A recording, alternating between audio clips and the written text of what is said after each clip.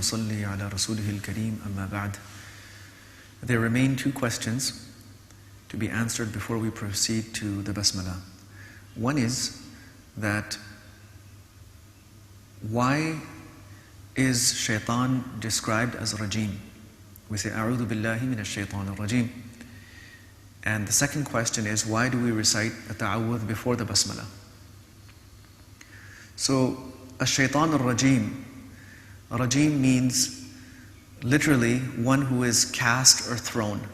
Rajama, to throw something, to cast something. It is used in the context of something physical, such as throwing a stone. That is called rajam. Pelting with stones is called rajam. La arjumannak. Ibrahim alayhi salam's father Azar said to him that if you don't stop, la illam tantahi, if you do not stop, la arjumannak, I am going to have you pelted with stones.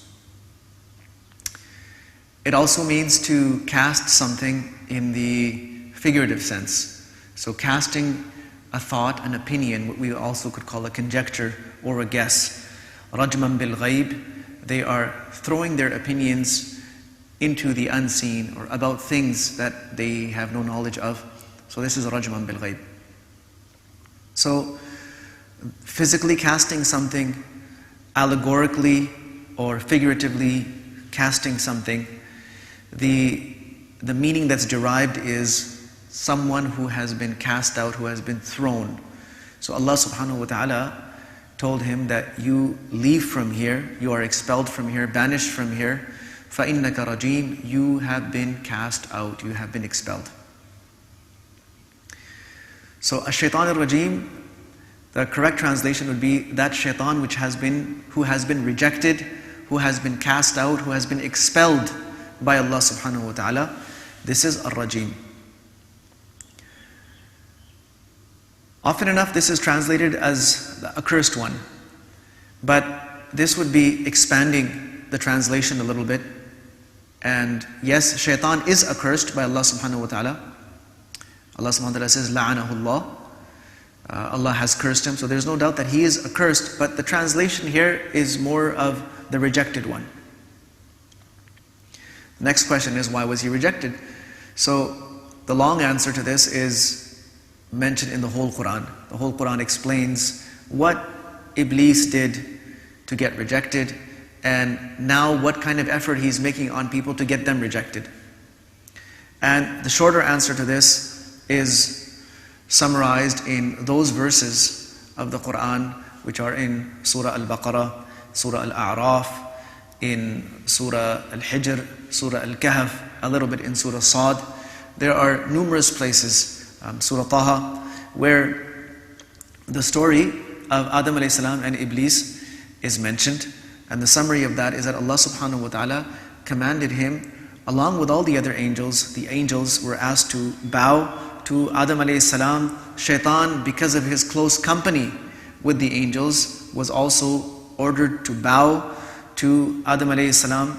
This bowing was a mark of acknowledgement of this creation, this special creation of Allah subhanahu wa ta'ala. Allah azza wa jal had declared that this is going to be my khalifa, this is going to be my representative in the world. Inni ja'ilun fil ardi khalifa. So Iblis had a problem with that, and the response of Iblis is mentioned in the Quran. Aba wastakbara wa kana minal kafirin. He refused and he became arrogant. He rose up. So refusal is a serious thing. It's one thing to not comply or not obey. It's another thing to refuse to comply, refuse to obey, that I will not obey, I will not comply. Disobedience, which is called ma'asiyah, could be because of laziness, a weakness, or becoming distracted, weakness of iman. It could be because of different things. A person tells their child to get them something. The child perhaps would like to go ahead and fulfill that commandment, but they got distracted, they got lazy, they didn't feel like it at the time, so they didn't do it. So yes, we could say this is an act of disobedience. They were disobedient in the sense that they did not obey. But the child hasn't refused either. This cannot be taken as a refusal. Refusal is a mark of disbelief. It is the first and the most powerful indication of disbelief. When a person refuses that, no, I'm not going to obey, I refuse to fulfill that commandment, it means that they have now put themselves at par with the person who is instructing them, or they put themselves at odds with the person who is instructing them. So, Iblis refused. And refusal is a dangerous thing. His refusal is mentioned before his arrogance. And even though you will find in the literature that the refusal was based on arrogance, and that kibr was the first sort of crime that was committed in the world, but refusal may or may not be based on arrogance. It could be based on many different things. In the case of Iblis, it was arrogance, and that arrogance, pride, that the Prophet ﷺ has explained to us that bars a person from entering into Jannah. This is batarul haqqi wa ghamtun nas, where a person refuses to accept the truth, they refuse to acknowledge the truth, they refuse to admit an error that took place. It has come to light that was an error, they refuse to accept it as an error. And they do not want to comply with what is the haqq, what is the truth. The second thing is ghamtun nas, to look down at people. So looking down could mean either because they consider themselves to be very, very high, or they consider the other party to be so low, so inferior that they're not worthy of anything. They have no entitlement, they have no worth, they have no value. So both things are included in this. Now in the case of Iblis, yes, on one side he considered himself to be very high, and he considered Adam alayhi salam to be very low. And as the Quran describes, he turned to his origins and says, I am of a greater origin than this human being. خَلَقْتَنِي مِن نَارٍ, you have created me from fire. And fire is a mighty force, it is a powerful force, it is a great thing. And you have created him from soil, from dirt, from clay. What is the importance of this soil and clay? It just sits there. Fire is something to be reckoned with. It can destroy, it can cause havoc, it rises, it is mighty, and soil just sits there. So this was his line of reasoning, and often enough what happens is people get too caught up in their line of reasoning to identify or to be able to reach the outcome of that reasoning. The reasoning in and of itself may be very compelling. It may be powerful, perfectly logical, make a great deal of sense, and all of the arguments that form a part of that discussion, that justification, they're all making sense. So because it appeals to a person understands it, it's logical, they are going to go ahead with it, just because it is a compelling argument when put together. But the validity of an argument, the power of an argument, is only as good as the outcome.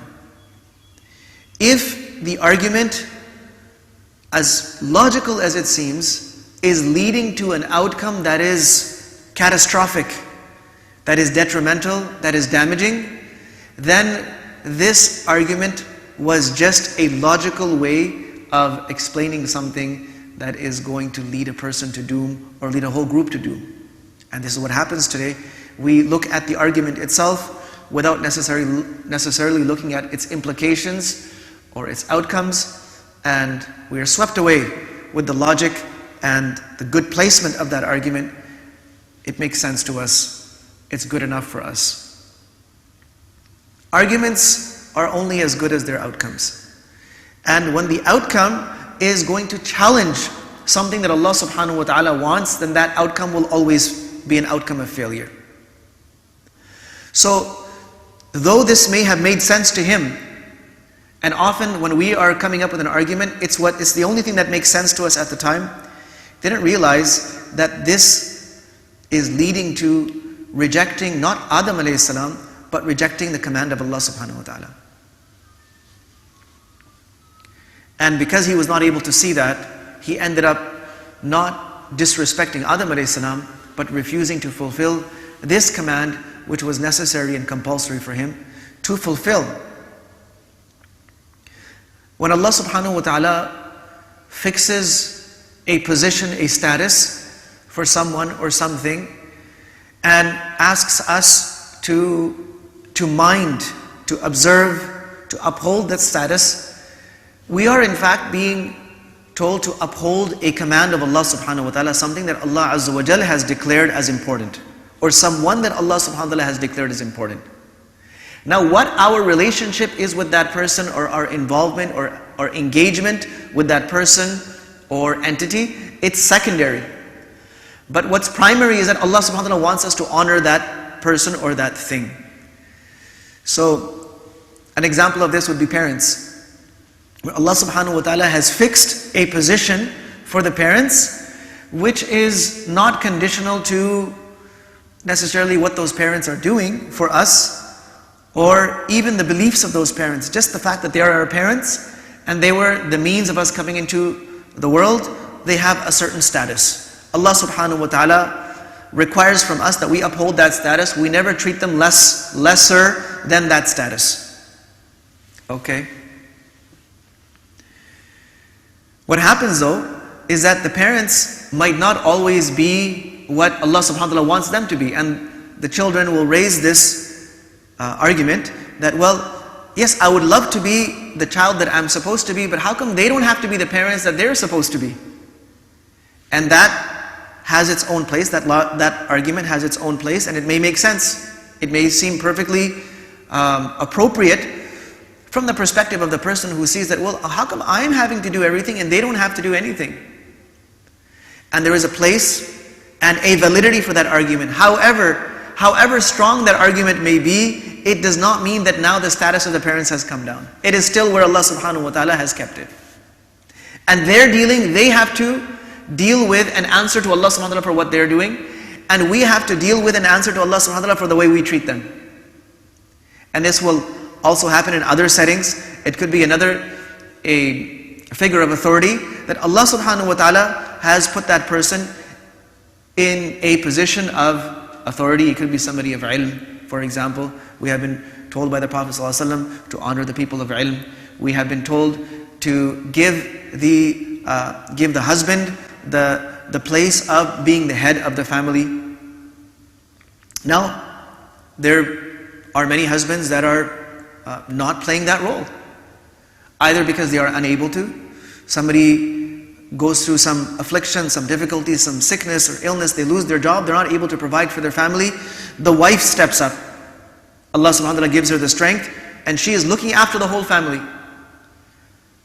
In this case, of course, it's not the husband's fault, it's not something that he has done out of negligence, but she is effectively doing everything. Now, does this mean that now she is the head of the family and the husband has lost his place as, you can say, kind of like the head, the amir, the one who will make the final decisions in many things? No, he hasn't. What if the husband is negligent and has walked away from his responsibilities? Well, as long as he is in that family, a part of that family, his position will still stay as the head. That is, in his case, an honorary position that, more than anything else, it's a chance for him to come back and play that role. So if a wife is obeying her husband in permissible things, of course, or seeking his permission in those things that she should seek his permission for, it's not really her dealing with him. She's doing it for the sake of Allah subhanahu wa ta'ala, because she has to answer to Allah subhanahu wa ta'ala for the way she treated him. Just like he has to answer to Allah subhanahu wa ta'ala, he is even more answerable because he's put in a position of responsibility. So he's in more danger. He's definitely in more danger because he's in a position of responsibility, but she is also answerable for the way she treats him. Now coming back to Iblis lost sight of this fact that I am answerable to Allah subhanahu wa ta'ala for the way I'm treating Adam alayhi salam. Now, that led to another sort of story where Iblis, because of his refusal, is putting himself at odds with Allah Azza wa Jal. So Allah subhanahu wa ta'ala rejected him. That no, you are now being banished from my mercy because you have directly and openly refused to fulfill my command, and instead your sense of arrogance, your tendency to be arrogant and proud has overwhelmed you, and you have now become a disbeliever. So this is essentially why he was rejected. When we are reciting the ta'awudh, especially before reading the Quran, it's a chance for us to think of why Iblis was rejected and ask Allah subhanahu wa ta'ala for protection from all of those things that got Iblis rejected by Allah subhanahu wa ta'ala, so we never have to face such a thing. It also gives us an opportunity to realize that the harm that Iblis inflicted was not limited to himself. In fact, he undertook now to bring harm to every single human being until Yawm al-Qiyamah. So there is harm that is contained within one person, where they're harming themselves, and then there is harm that a person is spreading, and Iblis became the propagator of harm. He became the leader of the cause of harm, and it was all fueled by these inner tendencies that he was not able to control for the sake of the pleasure of Allah subhanahu wa ta'ala. The second question, that why we recite this before Bismillah, even though Bismillah is the names and the attributes of Allah subhanahu wa ta'ala, why do we have to start with this? Someone might say that, well, ta'awudh has the name of shaitan. Why should I take the name of shaitan before I take the name of Allah? This question is not well founded. Why? Because first of all, ta'awudh begins with the name of Allah. A'udhu billah. We are seeking protection of Allah subhanahu wa ta'ala. We are running to Allah subhanahu wa ta'ala. And ta'awudh, protection is necessary because before we can go to something of benefit, we must save ourselves from the harm that is impending, that is upon us. A person who is being attacked by someone holding a knife and is also hungry is going to first escape the attacker, defend themselves against the attacker before going and having a bite to eat, even though the food is necessary. So the food is a mercy of Allah subhanahu wa ta'ala, it is a bounty of Allah, it is a thing of benefit, and this attacker who is holding the knife is a thing of harm. If they do not save themselves from this, they will never live to see that food. So in terms of Sharia, they say that daf'ul madarra, the protection or the removal of harm comes before jalbul manfa'ah, before doing something of benefit. Daf'ul madarra, removing harm, comes before bringing something of benefit. So we remove ourselves from the harm that Iblis has sworn to bring to us, and then we turn to Allah subhanahu wa ta'ala, and we begin that task taking His blessed name and His attributes. If we do not save ourselves, if we do not get protection from shaitan, who is like that person brandishing the knife and waving it in front of our face, we may never get to the good deed, and we may never get to complete the good deed. So these are some reflections to complete the discussion on ta'awudh. There are also other things that we could possibly bring up, but this will serve as a completion of our discussion of ta'awudh, and we will continue with basmalah from here. وصلى الله وسلم وبارك على نبينا محمد